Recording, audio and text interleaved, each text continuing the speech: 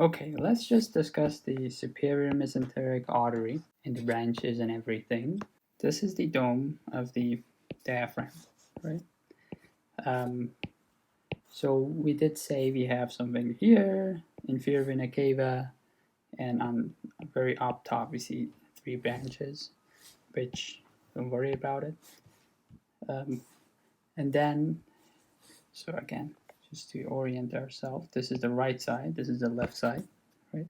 Okay, so this would be abdominal aorta, right?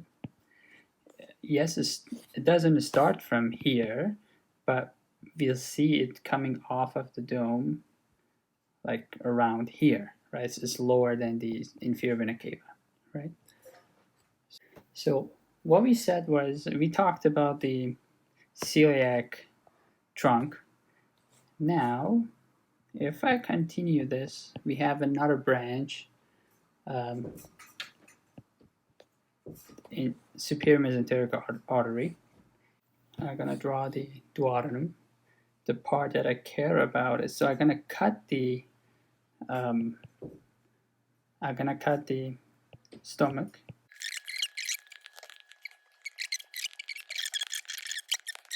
Abdominal aorta. So duodenum is in front of it. So just to be clear, after the second part, midway second part of duodenum, that's the midgut. So that's the ampulla vater.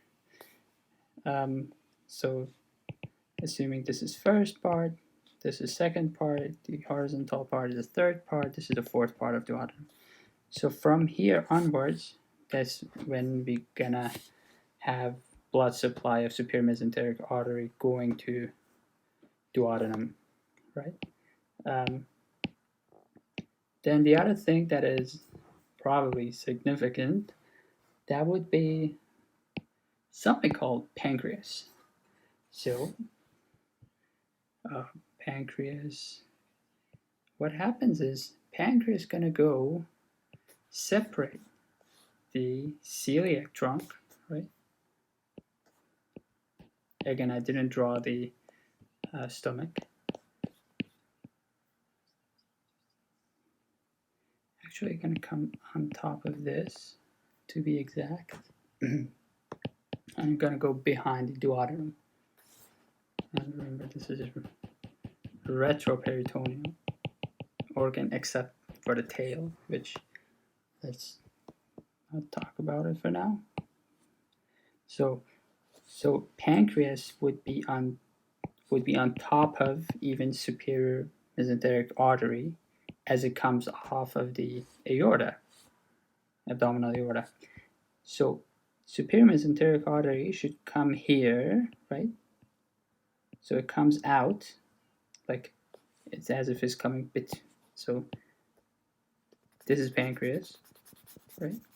So superior mesenteric artery has no choice but to come out between the third part of duodenum, right, the horizontal part, and pancreas. So it should make sense why superior mesenteric artery would cause some problem in the third part of duodenum, right? So superior mesenteric artery, because I'm talking about the superior mesenteric artery syndrome, because the third part of duodenum is between superior mesenteric artery and aorta, right? You just clip it, right? Does it make sense? See, this one is, let's say this is, I don't know, bulging out.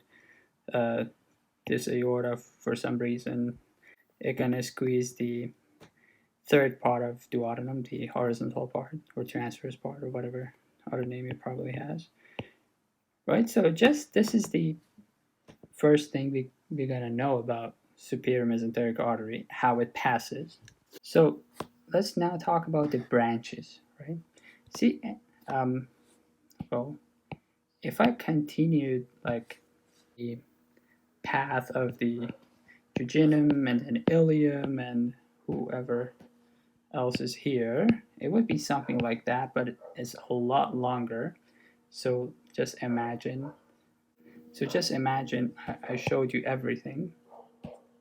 in terms of jejunum and ileum, and now I'm at the very end, right? I'm at the point of cecum, right? And I'm going to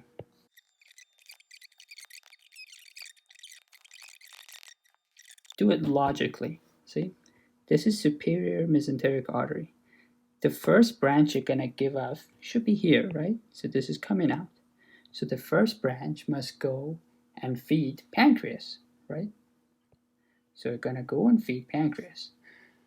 So the first branch of it would be inferior pancreatoduodenal arteries, right? It has a few branches. It has a posterior branch and it has an anterior branch. And before it turns to posterior anterior, is called common part. So this would be the common part. This would be superior. This would be inferior. But what is significant in here is, see, this guy gonna go somehow talk to the celiac artery. Remember from, let me see if it's, remember this one? See, we had this guy. This is common hepatic artery. We had gastroduodenal here, right? And then we came down and we gave branches to pancreatoduodenal, right? So this is from celiac, right? This is from celiac, right? Celiac, right? But now I showed you we have the superior mesenteric artery also gonna feed part of the pancreas, right? And also duodenum for sure. So, well, the second branch as it comes out, right? See, you see, this is the transverse colon, right? So is it fair we call it middle, right?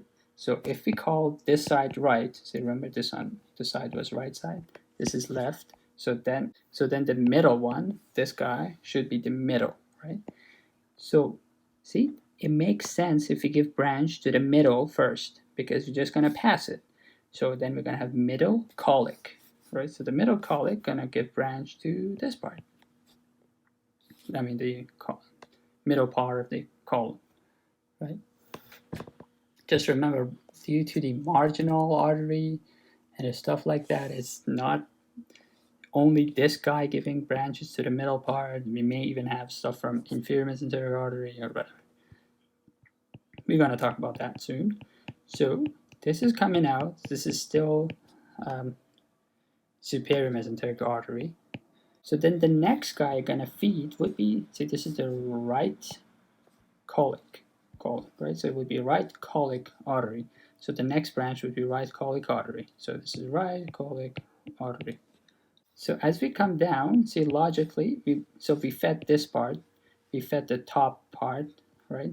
We fed the duodenum. So this is the other part we need to feed, right? In terms of colon, right?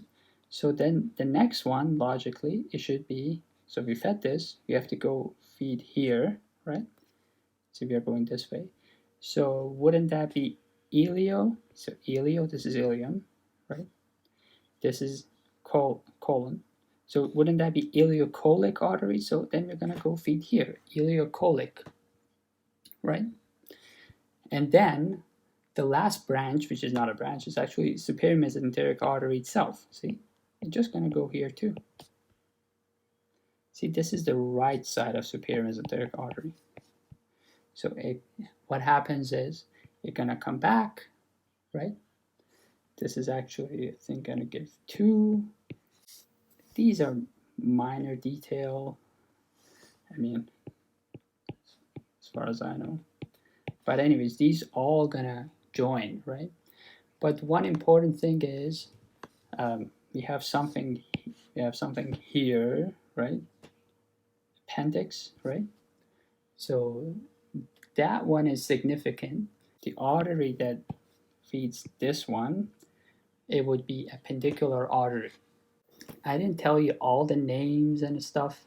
We have, for example, we have anterior cecal, we have posterior that goes behind it, cecal, but who cares?